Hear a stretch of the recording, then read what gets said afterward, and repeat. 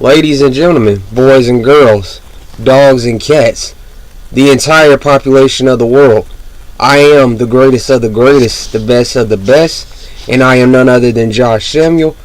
And on the line with me, ladies and gentlemen, I have a person I am glad to call a comrade and a brother. His name is Jordan Ross. Brother Jordan, how you doing today, man? I'm pretty good, aside from the DC news that we've been hearing this week. Pretty good aside from that. I hear you, man. I feel you. We're just trying to hold on to hope. Hashtag release the Snyder Cut. In comes the downvotes. Fuck y'all, middle finger on a Sunday or through Friday.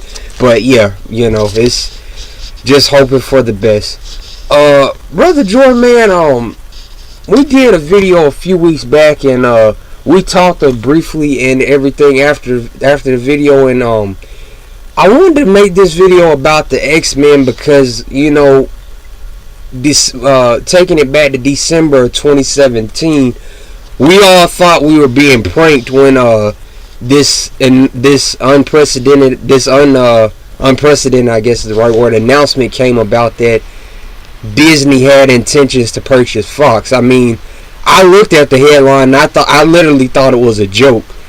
And then sadly it was confirmed that not only was it real, but that Disney would be buying Fox despite some contest from Comcast.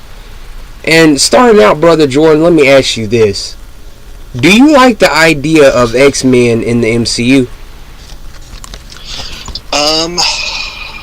The MC, well, there's potential there. Mm-hmm.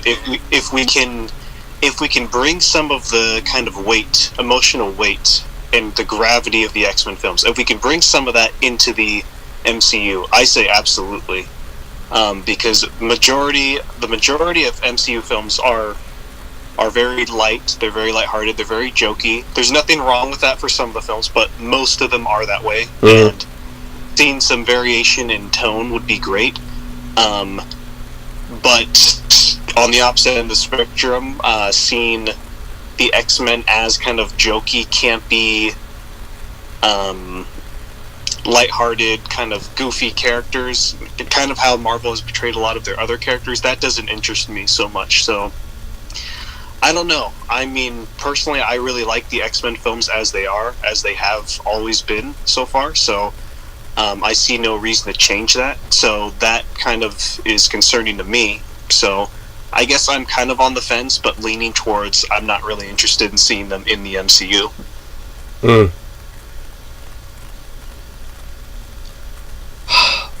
I mean, of course, like in the looking at it, there's so many storylines that could be covered and so many characters that could meet up now, thinking about Reed Richards possibly meeting Doctor Strange or Professor X meeting up with, we don't know how Endgame is going to turn out, but Tony Stark or Whoop-de-Woo or whoever. There's a lot of potential there, even with Silver Surfer and Galactus coming in the Fantastic Four. That's a whole nother topic in itself, but you covered my main concern, man. I mean, no disrespect to people that like Thor Ragnarok, for example, but I look at that as a prime example of them just, taking the source material of what could have been an epic, in my opinion, Lord of the Rings style movie and just ham-fisting it with a ton of jokes. And there, like you said, there's nothing wrong with, quote unquote fun and jokes, but it shouldn't it shouldn't come to a point where it overrides the seriousness. You get what I'm saying? Absolutely. And I think the best way to describe the Marvel movies as of now, they're comedies. Mm-hmm. They're not very serious, most of them. I mean, except for like Infinity War and Endgame is looking pretty serious. Mm-hmm. And some of the other ones. But they're comedies, and there's nothing wrong with being a comedy. But I think comic book fans, in particular, just don't want to see all their superhero movies as comedies necessarily. Exactly. Alright, Brother Jordan, now let me talk to you about this now. Going back to 2006, we kinda saw this with the In the Last Stand, but not fully adapted the way that most of us would, I guess, would have liked it. I still found some enjoyment in The Last Stand, but it's one of those movies where I'm like, yeah, y'all can definitely do better, especially coming off of X2. What is your take on the Dark Phoenix trailer? Because I'm seeing a lot of people, especially now, saying, oh, it looks good now. Oh, wow. I can't believe they made this trailer. Oh. What's your take on it, brother? Yeah. Dark Phoenix. Obviously, I think when The Last Stand came out, I think shortly after, I went out and I actually read the original, that storyline. Mm-hmm. And that storyline is like totally like, it's awesome. There's a reason that people love it so much. Mm-hmm. Super well written, really crazy, going into like the kind of cosmic aspect of the X-Men, which is really cool.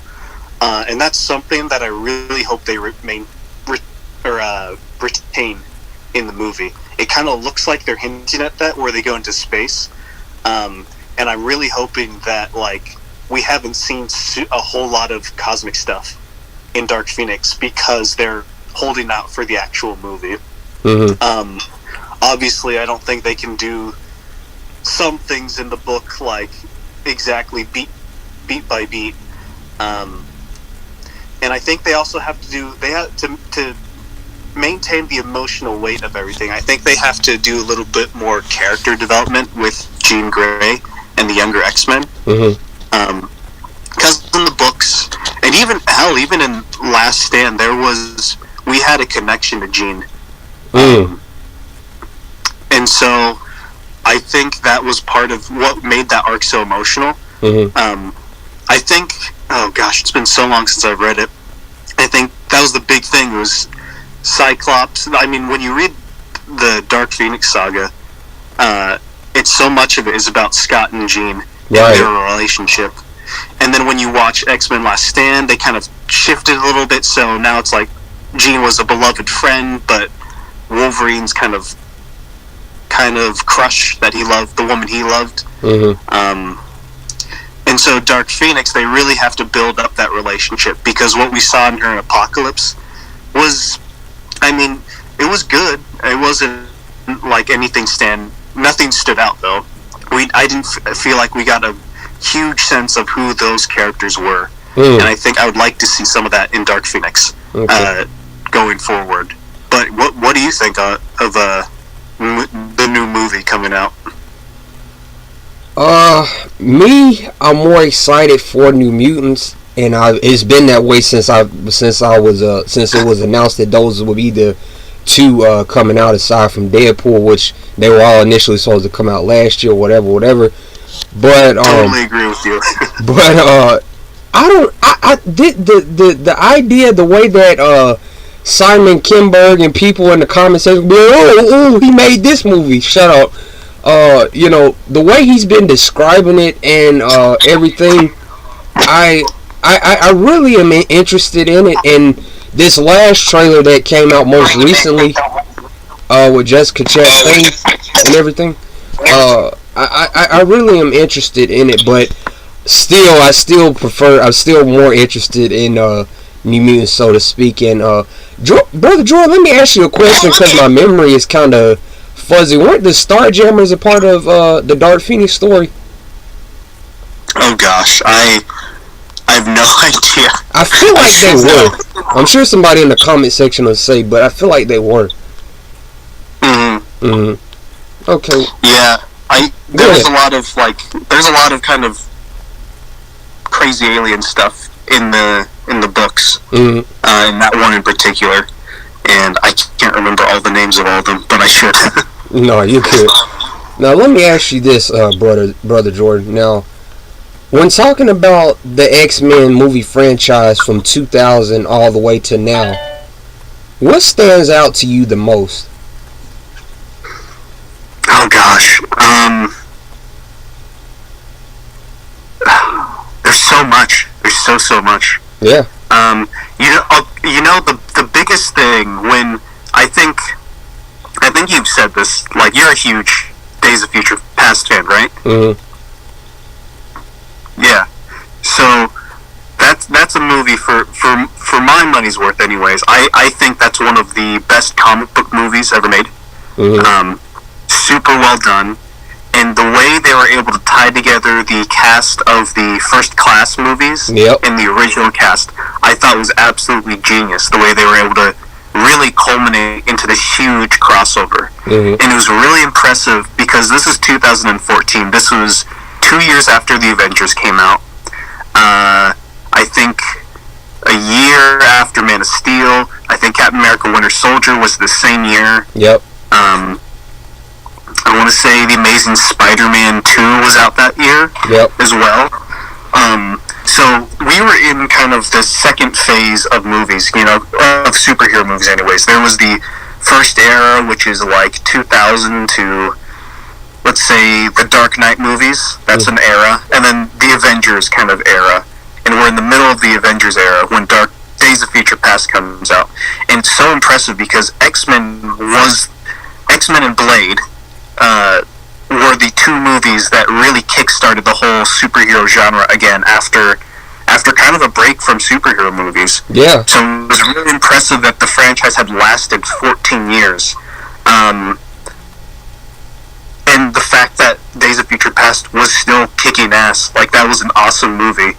And that wasn't even the last X-Men movie. There's still, I guess that remains to be seen actually, but the franchise, as far as we know, is still going on, which is super impressive. Mm-hmm. So I guess how long it's lasted, of the films that they've put out. Days of Future Past, Logan, X2, the Deadpool movies, even in some of the stinkers like X-Men Origins or Apocalypse, there's still some pretty good stuff in there. Some really interesting stuff going on that you don't see in a whole lot of other comic book movies. So I think the quality is also something to be to take into account when looking at these movies. Okay. Yeah, I think once again you touched on it, and I'm glad you brought up Blade and X-Men individually, because something I think we overlook because we're so excited about the MCU being fun and jokey and going as far as it did is, I don't think the MCU would have been as successful, or for that matter even here, if the X-Men films hadn't have succeeded first. You know what I mean? Absolutely. I agree. Because aside from X-Men and Blade to some degree, aside from Blade Trinity and aside from the Spider-Man films and aside from the Fantastic Four, most other Marvel films or superhero films for that matter weren't all that successful. You know what I mean? Look at Elektra, look at Daredevil, which to the director's cut of Daredevil's credit, it's not the worst film out there, but still, there was a lot of skepticism going into the MCU and, the feed days of Marvel and everything. So, and I think for me, one of the things that stood out for me is that even with the, like as you mentioned, the stinkers, they all to me feel director driven. They all feel like they have their individual style. Like Logan, okay, shut up phone. Logan has this Western sci-fi type feel. Deadpool is like comedy mixed with sci-fi, mixed with action, mixed with fourth wall breaking, which goes back to the comedy. The Wolverine is set in Japan. It's sci-fi action and everything, and I don't know. To me, they just always have felt individual. They and that's why I've never really had a problem with the whole where does this connect to the timeline thing. You know what I'm saying? Yeah, I saw a thing recently where someone said like the X-Men films. I can't remember the exact wording or where I saw it. Like they're not so much of a continuity as much as they are just like a series of films like that relate to each other. Like they're not really concerned with continuity, and it still works. Yeah. Not to like shoehorn the DCU into this, but that's really what I thought they would like go for going forward with the DCU, where they weren't really concerned with continuity, but like everything was still connected and related. But yeah, but it worked really well for X-Men, and I thought that they did. I I mean, I didn't really care that all the timelines didn't really match up because it didn't really matter. Exactly. Okay. Now let me ask you this, Brother Jordan. Does the First Class trilogy outdo the OG trilogy to you? First Class being First Class, Days of Future Past, Apocalypse versus X1, X2, and The Last Stand? Ooh, that's a good question. That's a really good question.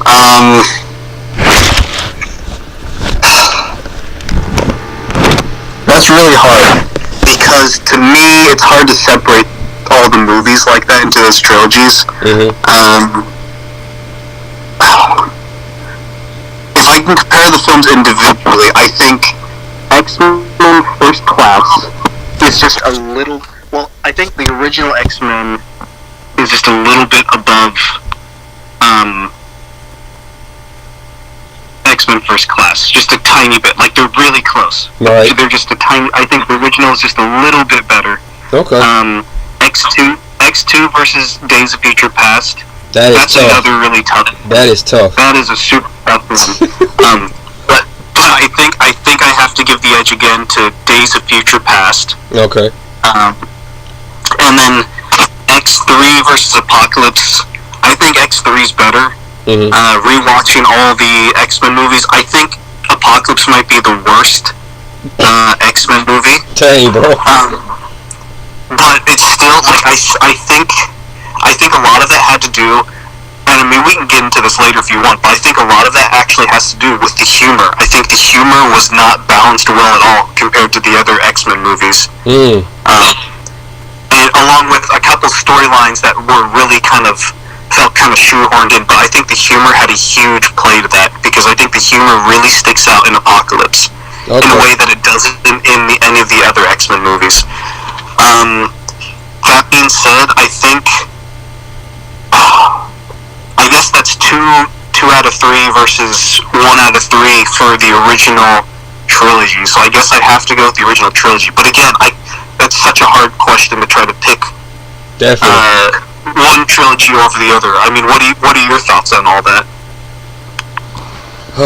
Man, I love X2, man. X2, that's always gonna be one of my favorite. If anybody asks me one of my favorite superhero movies, that's definitely always gonna be up there. But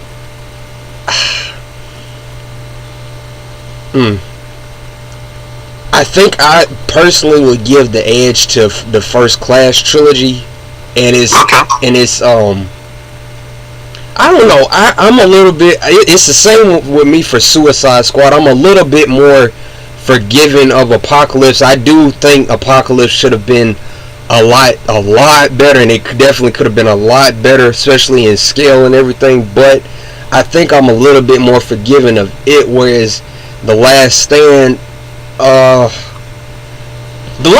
don't think it's awful. It's god awful. I just think it's another one that just simply could have been better. Cause like you said, it has some awesome stuff in it. Like I really like the scenes with Beast, and I wish we could have saw more of Kelsey Grammer as Beast in the movies aside from that one in Days of Future Past. But yeah, I'm definitely gonna have to give the edge to the First Class trilogy.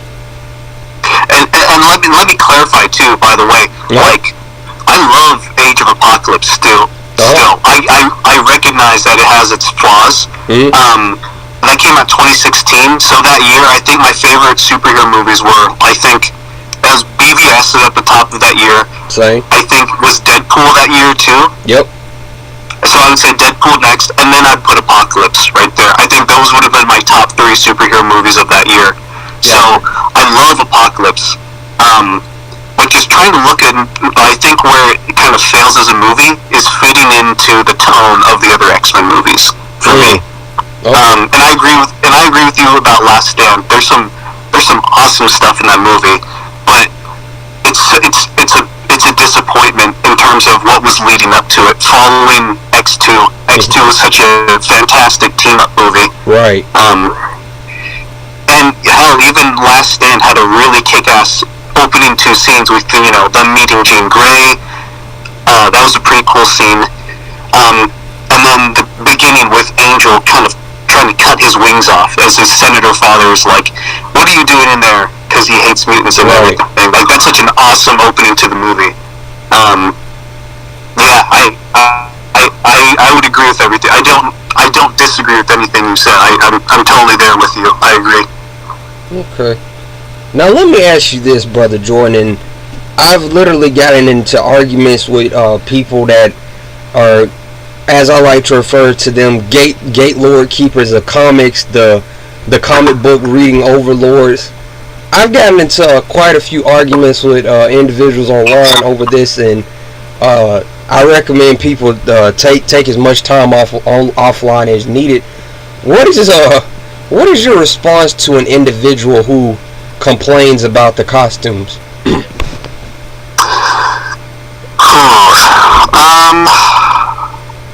With the X-Men movies or just costumes in general? The X-Men movies. Okay, the X-Men movies. I'm gonna take a kind of like probably slightly annoying approach and say that I like all the costumes. I like variation in my costume, I guess I should say. I like how in the first films we had kind of black leather suits. That looked pretty cool. That was kind of the aesthetic for a lot of action films back in the early 2000s. I think The Matrix probably kicked that off with all the leather and everything. So if something had to be grounded in reality, it had to be black and leather. So I can appreciate that. I think it looked pretty cool. In First Class, I love the yellow suits, the kind of yellow and blue suits. And I think we're gonna get more of that in Dark Phoenix. Dark Phoenix, yeah, I love how that looks. It reminds me of oh gosh, I can't remember the run. I think it was called All New X-Men. There's a comic book series where they took the 1960s original X-Men team and they time traveled to the present day. And the suits from Dark Phoenix totally look like those suits, and I love that. I'm trying to think what other. Deadpool looks awesome in the Deadpool movies. The Wolverine costume. I mean, he hasn't really had a costume so much as he's had just like a different hairstyle in his movies. Days of Future Past, the future costumes, I think those look pretty badass. Those looked awesome.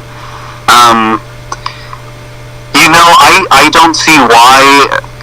I mean, I guess I can kind of understand why someone would complain about the costumes, but I mean, for me, I like variation in the costumes. I don't like them always to look the same thing.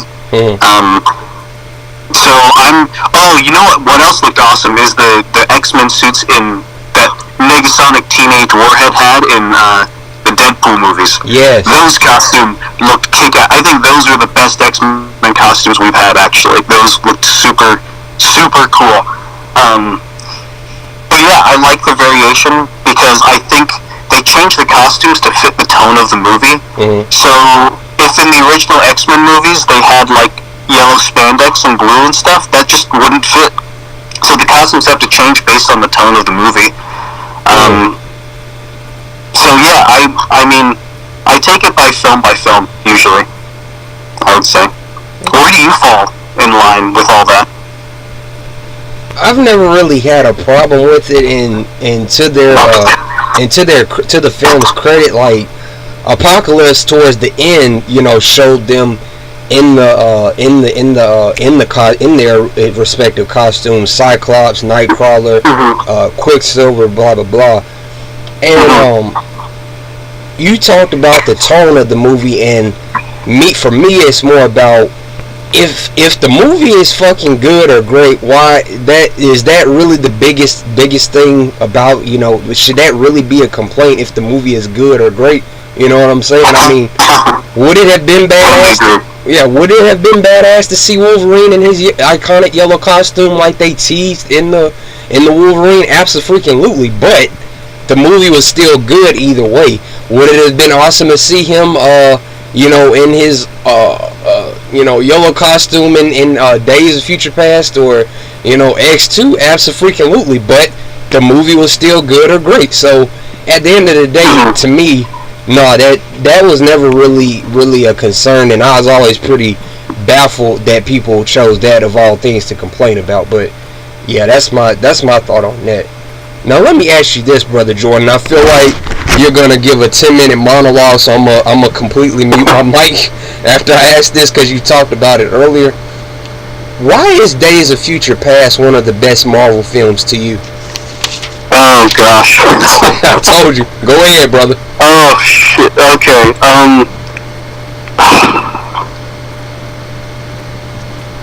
Okay. First thing first, you'd have to.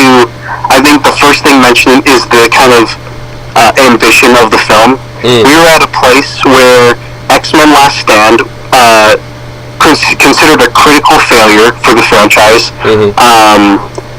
And they followed that with X-Men Origins Wolverine. So they had two kind of not so well received films. How I personally feel about those films slightly differs than the critical than I think most people. I have a warmer reception of them, but they were considered failures and kind of like, oh, I guess we're never going to see the X-Men again on film, and it was kind of like disappointing. Then we had First Class. First Class rebooted. Was kind of a soft reboot. It was still clear that it was set in the same universe because they referenced the original trilogy.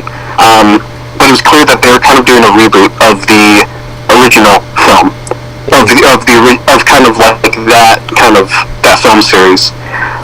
So you had a whole new younger cast of characters. So the ambition to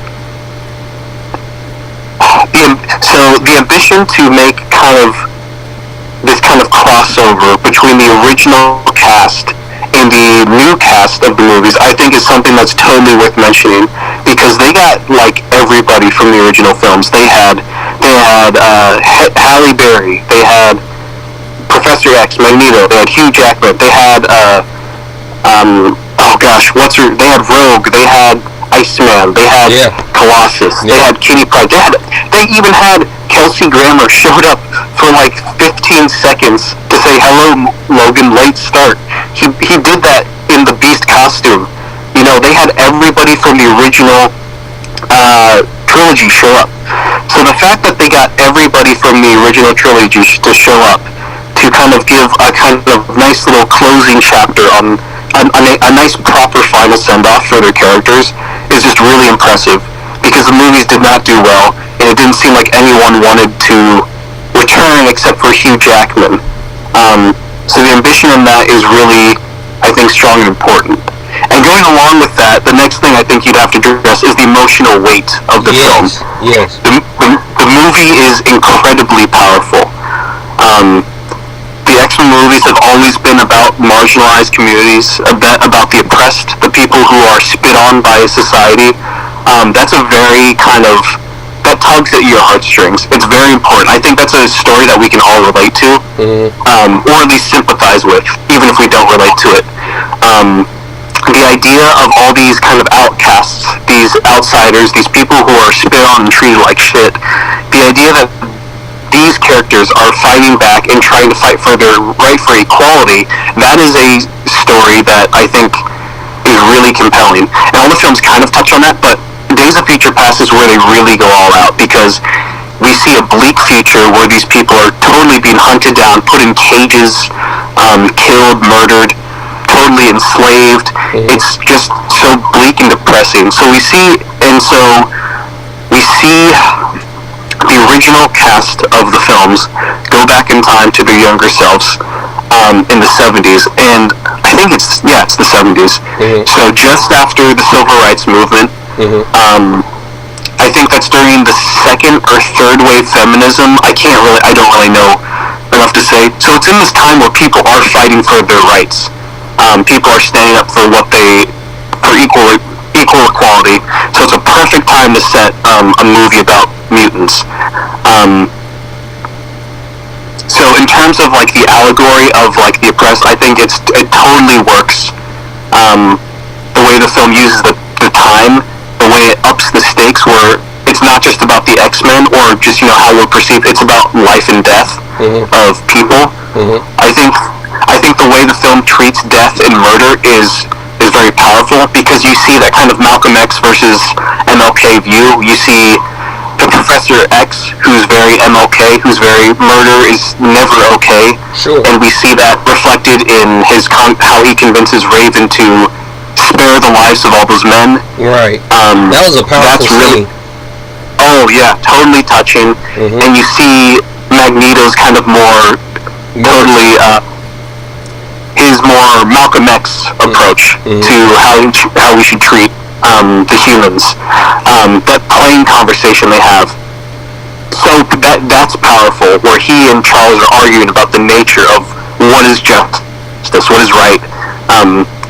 And it's great because as an audience member, you don't know who to side with. You don't know who's right because you feel the pain in Eric's in his performance. You feel like this guy is absolutely right. He's not a villain. He's just a guy who wants what's fair. He doesn't want people to be treated like trash and garbage. He wants people he doesn't want innocent people to die who are mutants just because they're mutants. And you see that Professor X just wants peace. He just wants everybody to get along. He doesn't want any more needless violence. Right. You really feel that. The performances are top notch in this movie. And gosh, I can ramble on and on, but I think the last thing I'll say at this time is really compelling. I think we touched on this the last time is Professor X's his performance and his arc in the movie, because we've seen Professor X. Let's see, X-Men, the trilogy, then First Class, and then I think he was in Wolverine. So we've seen him in about 5 movies before, but this is the first time we really saw him broken as a character, as an individual. So we've kind of seen, so before this movie, we've seen him as the idealistic kind of young guy who wants to take in and shelter all these mutant children, wants to save them, wants to protect them, wants to educate them, wants to teach them so they can be contributing members of society and have a fair chance at life. We've seen that a kind of idealistic version of him. We've also seen the Patrick Stewart Professor X, the guy who achieved all that, who runs a school to protect these children. So we've seen the beginning and the end of the journey, but we see this middle point. So when we see Professor X for the first time in the movie, or at least the James McAvoy version, it's so shocking to see him. First, he's walking around. He's got hair. He looks like he's drinking a whole lot. He's practically a drug addict. Right. It's completely odd and weird to see Professor X in that state. Uncanny. Uncanny, yeah. Pun unintended. Uncanny X-Men. Yeah. But it's weird to see that. And Professor X, as the movie goes on, we see James McAvoy's Professor X. We see him clearly in pain, clearly in torment. Him sharing all the qualities of his students. Essentially, I think he says that in the movie. He's like, I feel stupid like one of my students, or something like that. We see this guy who's completely lost all self-confidence, all hope, all his kind of dreams of a better world, of creating a better place, are completely lost. And I think the biggest highlight for me in the movie is that moment when Logan goes to Professor X and he goes, "Look inside my mind," and we see the James McAvoy Professor X and the Patrick Stewart Professor X talk. Yes. And Patrick Stewart is convincing his younger self to have hope and to fight for the future and to not give up, because that is everything that these X-Men films are about. That's everything. In the face of absolute kind of oppression and hate and violence and threat against your lives and the lives of people you love, to not give up and have hope. And every time I see that scene of the older Professor X giving that confidence in consoling the younger Professor X, that makes me tear up every single time I watch it. It is such a touching and beautiful scene, and that is everything that these films are about. Absolutely. And that is at the heart of Days of Future Past. That is why that is one of the best comic book movies ever made, because the emotions are so well captured, so well portrayed, so well done. And on top of that, we have badass scenes, we have badass action scenes, we have awesome awesome set pieces. The way they interweave all the characters is amazing. And it's just a really well-made film. But at the heart of it, there's just a really strong, powerful, true emotional core to the film. That's why it's one of the best movies ever. Best comic. Well, hell yeah, I'll say it. It's one of the best movies ever made. Yeah, that's why. Because of the emotions. Shit, you just gave me chills, bro. Got me over here about to start crying myself. You talking about Charles meeting his younger self? I'm getting emotional over here, man. Golly. That was beautiful, man. It's not me. It's all the film. It's all in the film. Yeah. And listen, if you don't like the X-Men movies, fine, but I beg you to give X-Men Days of Future Past another chance. Please watch that movie. Yeah. I think it's an incredibly important film in terms of comic book history and in terms of this age of just hate that we live in, especially in the United States. I think it's an incredibly important and emotional look at what hate can do to us. Shit, we need to pause, bro. We need to pause, bro, man. Let me ask you this. This wasn't initially part of it. When you looked at Days of Future Past for the first time, like, what did you feel all this when you watched it the first time, or was it multiple viewings for you, man? And then we'll move on. No. Like, how I don't. When I saw it, I had tears streaming down my face. How could I think about analyzing any of this? I was like crying my guts out. Like, I wasn't thinking about anything. The movie just hit me emotionally. Mm-hmm. And so, like, it's like Man of Steel or BVS after repeated viewings. Like, yeah, you come down to analyze it, but like the first viewing, it hits you in the right place. And you don't know it, but then you have like tears dripping into your popcorn and soda. You know? Yeah. Yeah, and I think, and it's crazy, bro, because everybody rags on Jennifer Lawrence, and I'm not gonna lie, I didn't initially think she was a perfect fit for Mystique, but I'm gonna tell you something, bro. That scene towards the end where you know the chaos is unfolding, she's ready to shoot the individual, and you know Professor X is trying to get through to her. That scene hits me every time, and I don't quite know why. It's like he's trying to convince her there's a better way, man, and it's just that scene really hits me, man, every time I watch it in Days of Future Past. But you fucking killed it, dude. You fucking killed it. We could have ended the video there, bro. We could have ended the video there. There would be no rebuttal. Well, you know why that scene with Mystique is so powerful? It's because that's Charles going back to teaching again. Because that's the first time since his school shut down. That's the first time he's been able to teach another human being how to love someone else, how to treat someone with respect, how to turn the other cheek, how to forgive, and how to treat other people with kindness. That's his first scene of teaching. That's the first person he teaches since he's quit teaching. So that's the fulfillment of kind of his promise to himself when he talks to Patrick Stewart. That's his fulfillment of, okay, I'm going to do this. I'm going to become the man I was supposed to be. Right. Oh shit. Now let me ask you this, brother Jordan, and this is probably gonna cause another long-winded answer, but the mic is yours. Go in as long as you need to. Is Logan the greatest Marvel movie ever made? Gosh, it's hard enough comparing Days of Future Past and Logan, but if you compare like Logan with like other films like Spider-Man 2, that's also super difficult in terms of Marvel. I think I'd risk saying again, Logan is one of the best movies I've ever seen. And that's not because I haven't seen a lot of movies. I went to film school. I've seen a lot of different films. Logan is one of the best movies I've seen. Go in, brother. Oh gosh, okay. I think a huge reason why this movie is super just well made. It's simple. Instead of embracing the kind of comic book genre, it does something that it's kind of the Unforgiven of comic book movies. If anybody knows anything about Unforgiven was a movie made in I think '93, early '90s. It was a Western directed by Clint Eastwood, starring Clint Eastwood, and the whole movie plays off of the legacy of kind of Westerns and Clint Eastwood's legacy as a Western hero. Mm-hmm. You know, ever since the 60s, he'd been this gunslinging badass hero who kind of reinvented the Western genre in terms of what those heroes could look like.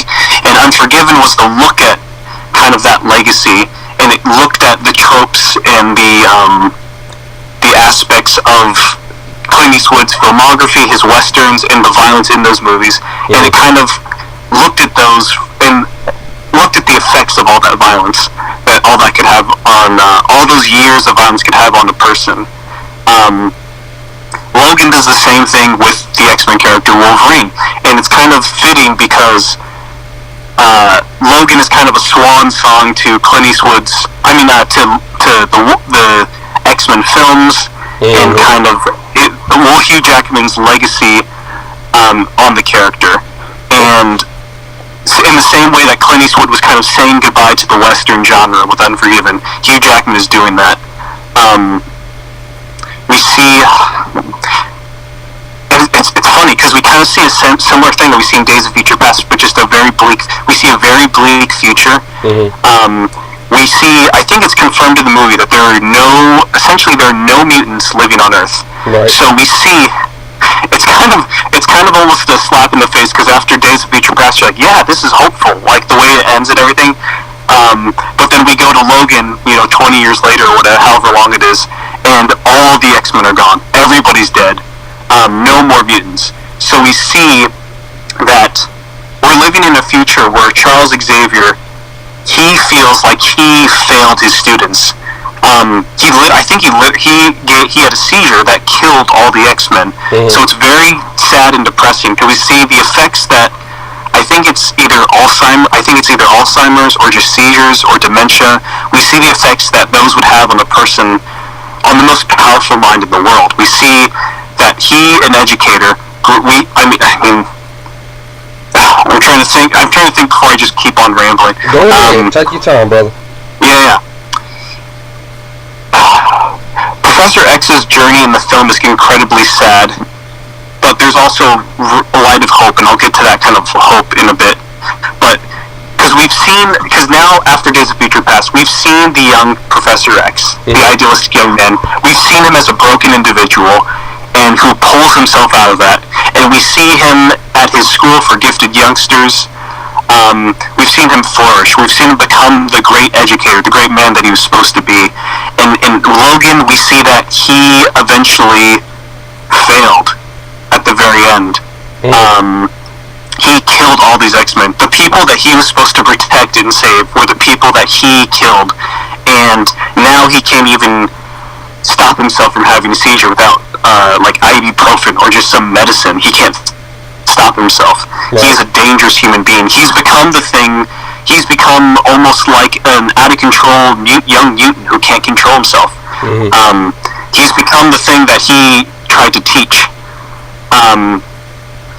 So that's very sad. That's very depressing to think about. This Professor X that we've seen all these movies with, as a relatively mostly optimistic, mostly kind of successful guy, successful educator, we see him kind of after he's failed at the end of his life. So that's super depressing. Logan, I think, both with Wolverine and both with Professor X, I think this film definitely it benefits if you've seen all of the other X-Men movies, because you have this huge legacy that just adds to the emotion of the film. Mm-hmm. Side note, I think one of the benefits of Logan is that it makes every other X-Men movie better.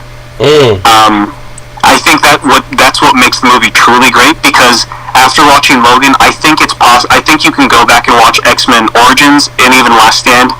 I think you can watch those movies and it makes those movies better because of how good Logan is, because that's all a part of the legacy that Logan references.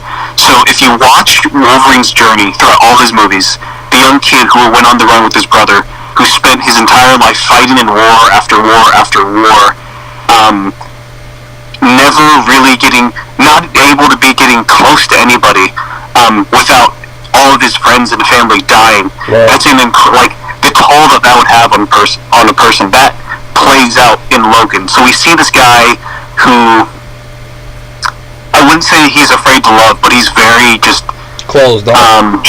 Closed off. He's very jaded. He doesn't really give a shit about anything. Right. And we have to remember too, he lived through X-Men Origins, through the Wolverine. Then he went back in time to the 70s and lived an entirely different new timeline. Mm-hmm. So he's got, he's lived maybe 200 years in the original. So he's like a 400-year-old dude essentially. Mm-hmm. So that is so many lifetimes of watching people he has cared about die. And his kind of thinking is now everyone I get close to dies. Bad shit happens to people I care about. He says that in the movie. Right. And that's not something we can relate to, but that's something that the movie makes us sympathize with. That's something that we care about because we don't relate to Logan necessarily in this film, but we've spent 8 other X-Men movies with him, so we care about his character and seeing him totally broken. He's always been kind of an asshole, kind of a hard ass, but we love him.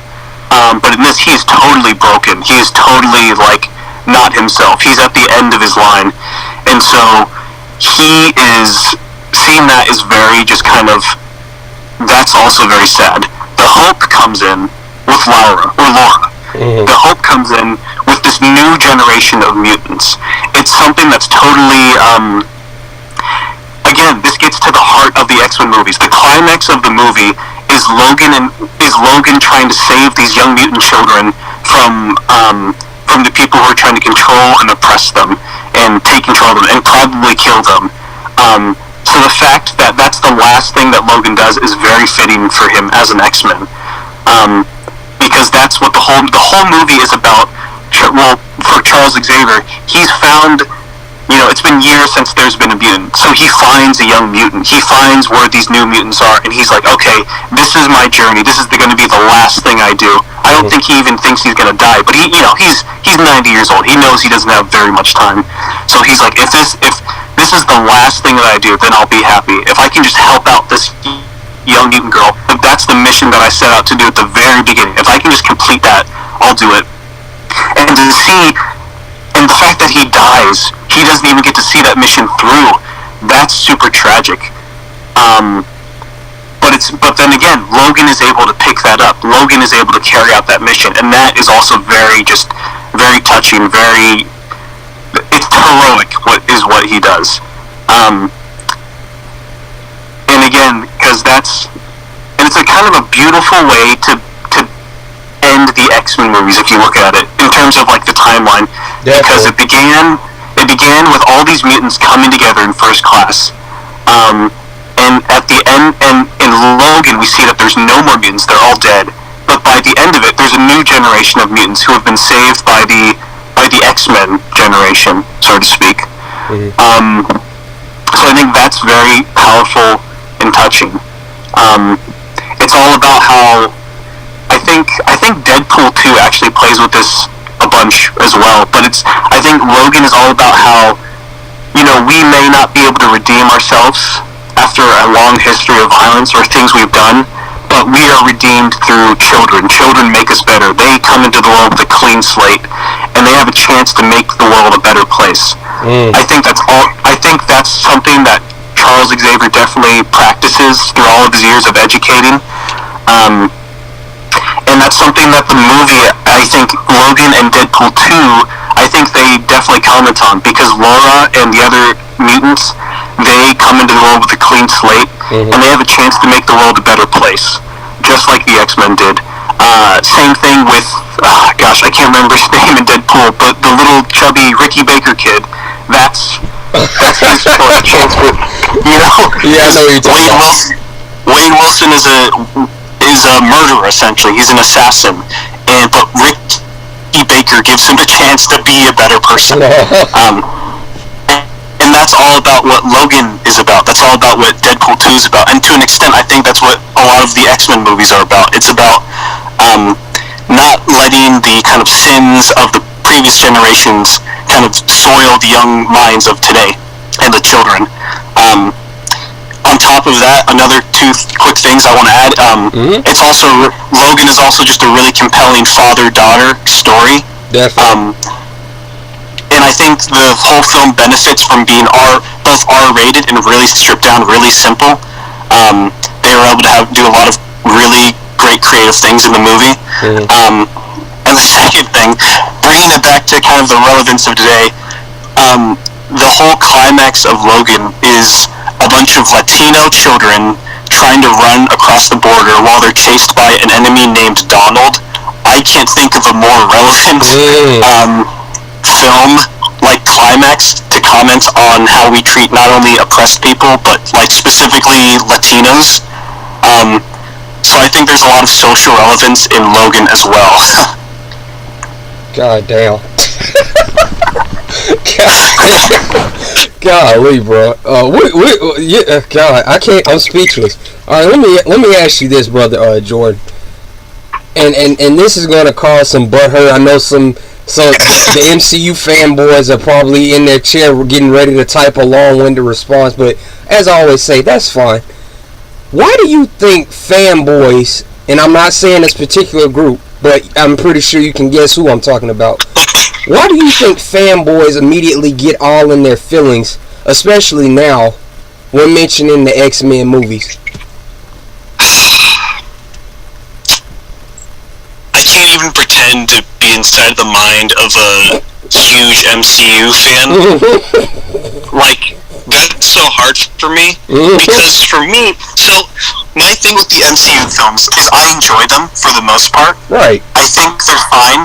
Right. I love them as comedies. They're fun, just great, like, kind of popcorn, blockbuster entertainment. Right. And we need that in the world. We need escapism, where we aren't reminded of the horrors of the real world, and we need to just sit down and laugh and have a good time at the movie theaters.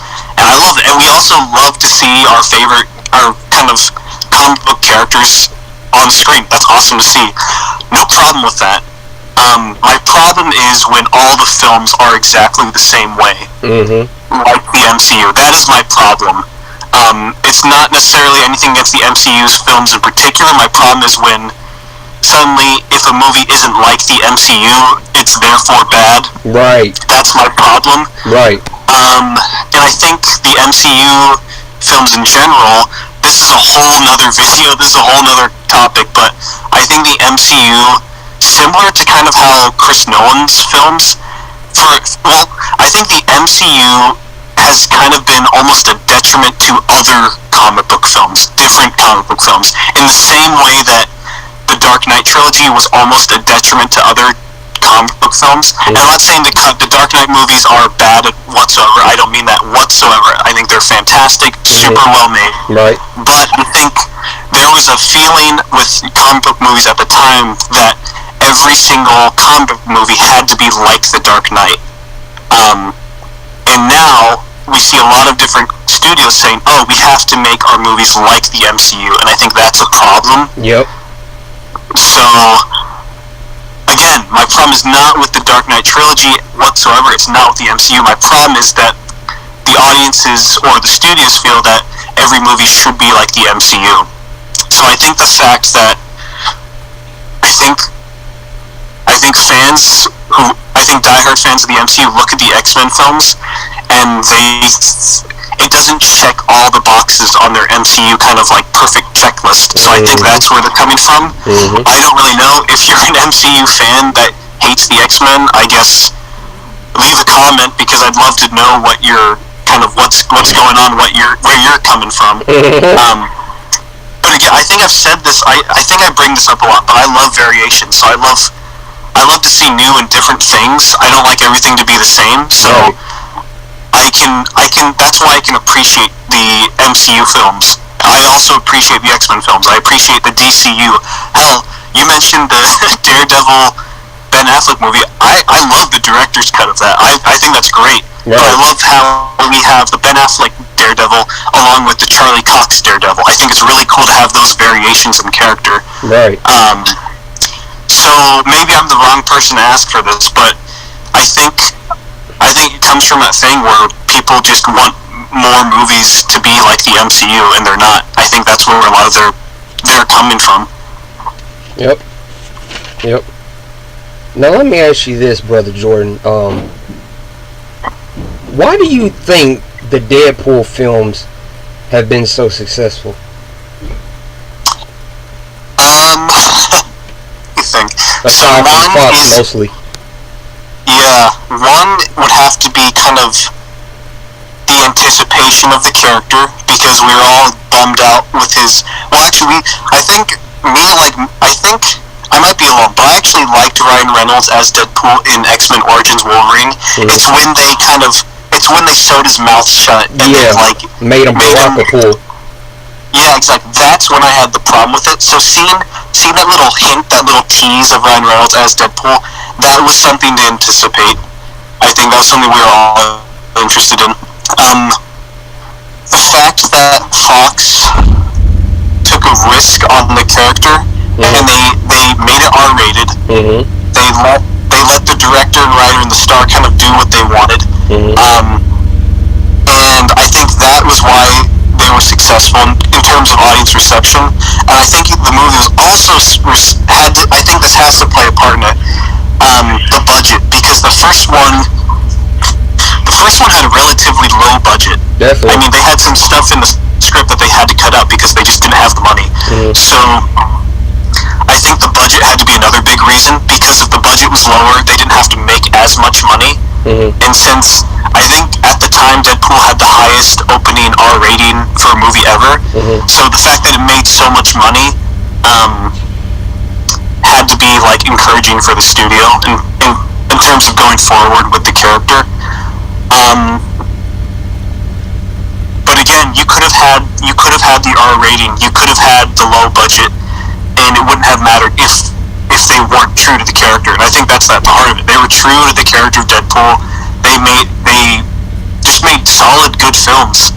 Yeah. They trusted the star, they trusted the director, they trusted the writer to make all those decisions, and that was something that was very. I think that was a really smart decision on Fox's part. Bringing this back to the DCU again, the shoehorn it in our favorite franchise.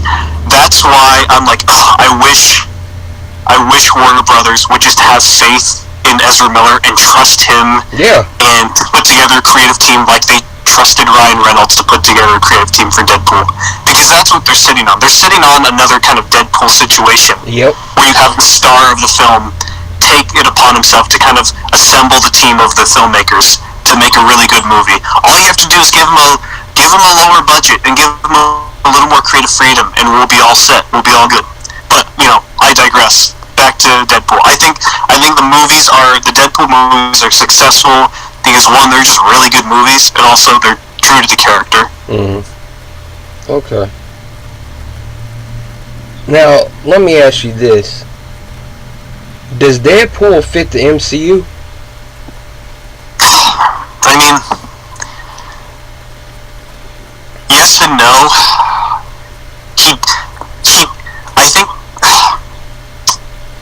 I think the nature of like what the character does and who he is doesn't fit in the MCU, because he's super violent, kind of swears, gets into all these crazy situations.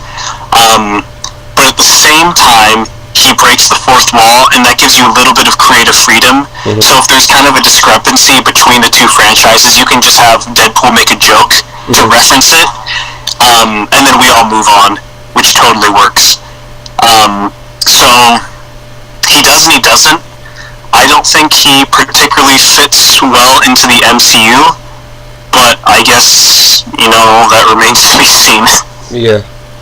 I mean, at best, we've seen him cross over with Spider-Man and a multitude of other characters. In the comics, there's even a Deadpool kills the MCU, I believe, or something like that, or Deadpool kills the Marvel Universe or something like that. But we all know the current MCU wouldn't probably be supporting of that. So, yeah, but you said it best. It remains to be seen. I mean, I just have this very disturbing image, despite what Bob Iger says of keeping Deadpool R-rated.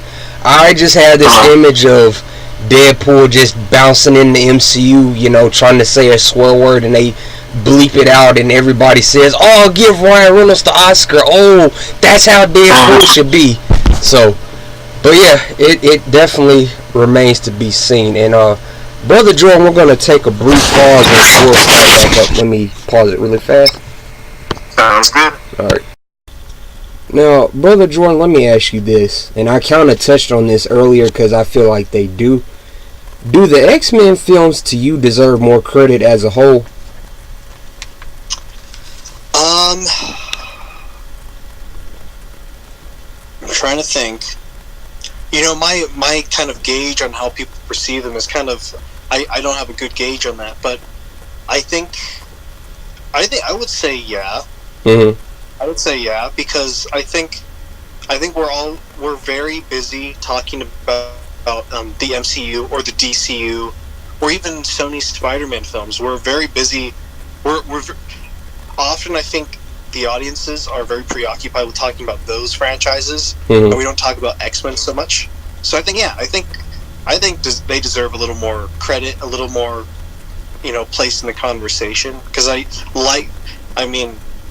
listen to the whole beginning of this episode so far has just been like how important these movies are. So yeah, I would definitely say the X-Men movies should not be forgotten in any way. Definitely. Now let me ask you this. Do you think the overall reception to the films would have been different had the First Class trilogy come first? Oh, that's a good question. Are we talking like pretend the original X-Men movies never came out, or in 2000 First Class comes out? 2000 First Class, then Days of Future Past, then yeah. Gotcha. That's a fun question. I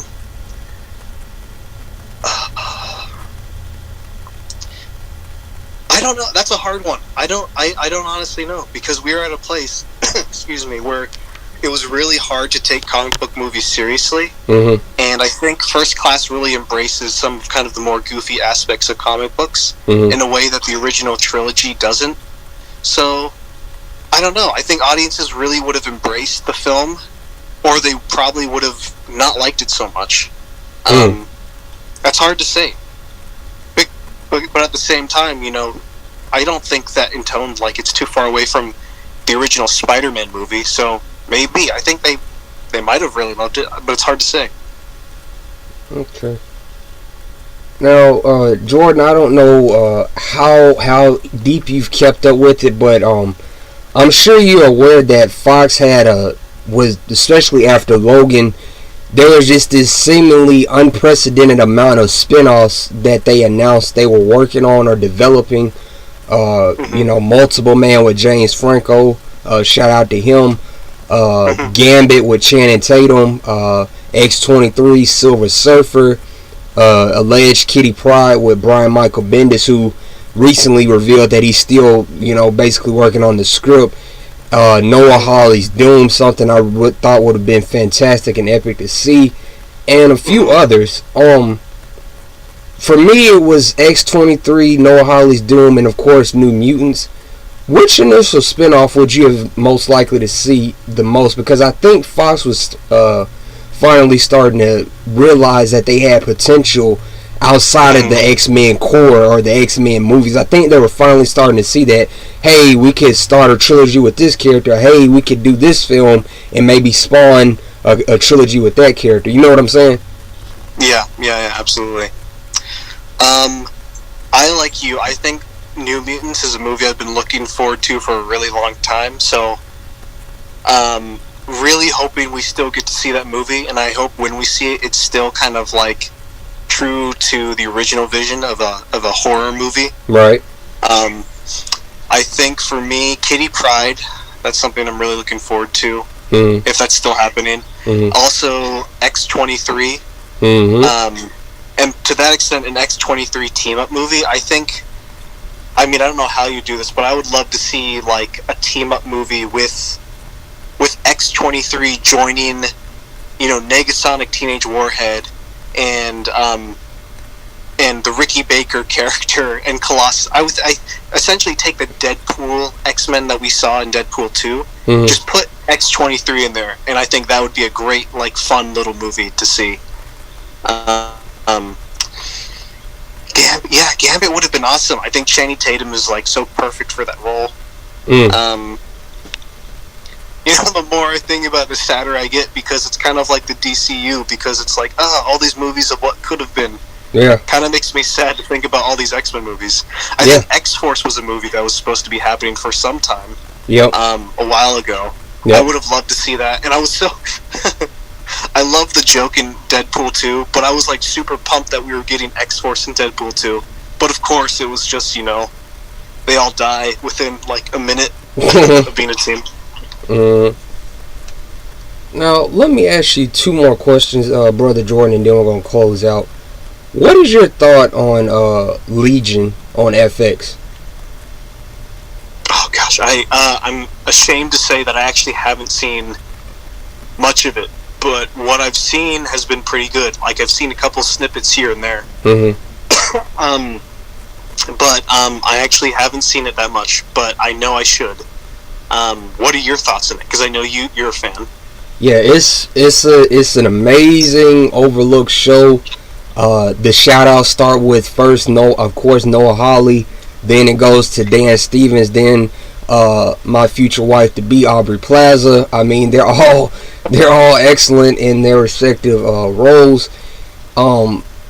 And I think I really like how it's just really trippy, and it's really fascinating to see how the show kind of shows David with all these personalities, and how we kind of treat people that have what we call mental disabilities, or mental capabilities, almost similar to Split, but not quite similar. But yeah, I really enjoy the show, and of course season 3 is going to be its final season, and I just hope it concludes on an epic note.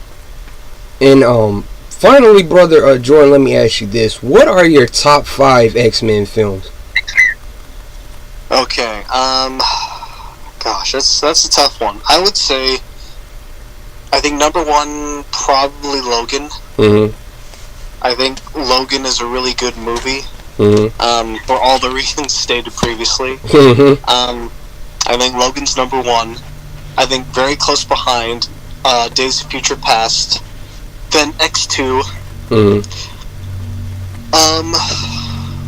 Then next, I mean, again, it's really tough because they're all like pretty close to each other, but I would say then the original X-Men, and then probably the Wolverine, the second one where he's in Japan. Right. Yeah. I think that would be my top 5. What are yours? Definitely Logan, definitely First Class, Days of Future Past, X2, and probably either the first Deadpool or the first, like you, the first X-Men, but probably the first Deadpool. Mm-hmm. Yep. All right, Brother Jordan. Well, let me ask you this side question. I gotta make sure they take it personally. What are your other concerns? What other concerns do you have about the X-Men joining the MCU? Okay. What have we talked about before? So I think we've talked about the tone. Mm-hmm. I think we're both concerned about them becoming kind of joke fests. Mm-hmm. I think that's a concern for me. Mm-hmm. I think the concern is also the types of movies that we'll be getting. I think we wouldn't ever get a movie like New Mutants. Right. If Disney was in charge of the X-Men movies, we wouldn't get like Gambit movies or any of those. So I'm really saddened that we probably won't be getting any more of those spin-off movies. Mm-hmm. I'm concerned about recasting. I'm not inherently against them recasting for the MCU, but I mean, we've kind of, the way that they built up the cast for the X-Men movies, I think has been pretty like smartly and well done. Right. So the idea of going through a whole new cast is kind of, and getting emotionally invested in them is kind of a little bit exhausting. Kind of by the time we got to Tom Holland as Spider-Man, it was kind of like we'd seen like we kind of seen it all before, so getting invested in another Spider-Man was kind of exhausting. Mm-hmm. Gee, what else? Gosh, I know there's more stuff. I mean, the Disney Fox thing as a whole, I mean, everybody's like, oh yeah, X-Men Fantastic Four in the MCU, but as we've seen in the grand scheme of it all, it's going to change the movie industry, and a lot of it is not for the better. But that in itself is a whole nother video. I know people, there's going to be a significant job loss. We saw what Captain Marvel was able to do to Rotten Tomatoes. I think they announced there's going to be even more changes going forward. So you put that mixed with the happy, fun, go lucky aspect of Disney, going forward, it's like, I don't know. But that's a whole nother video in itself. Go ahead. Yeah, totally agree with you there. And another thing too is, like, I don't know how they'd fit the X-Men into the MCU, because everybody loves the Avengers, but the whole crux of the X-Men is everybody hates them. So exactly. It doesn't make sense for them to love Thor and Captain America, but they hate Wolverine or Jean Grey. Mm-hmm. So I think if they were going to include them, it would have to be an alternate reality. They would have to, like, travel to an alternate version of Earth where it was the X-Men. That's the only way I think it makes sense narratively. But I guess we'll see what happens. I mean, they could. I don't think this is the case, but they could just not include the X-Men. They could just keep the X-Men separate. That could. Disney always could do that, but I guess we'll see. Yeah. Well, ladies and gentlemen, this is the end of this video. I thank Brother Jordan for tuning in, brother. Man, you flame broiled the mic and cooked it and grilled it and sauteed it in ways that I didn't think possible, and I really appreciate you collaborating with me on this video, man. Do you mind if I leave your social media in the description? Go ahead. Alright, ladies and gentlemen, I will leave a link to Brother Jordan's Twitter in the description. If you guys have any questions or anything for him of that nature, or just want to follow him, because like I said, and like I'm sure you guys hopefully realize now, he's a very cool brother, man. And yeah, we'll see you all next time. Subscribe, like, and comment.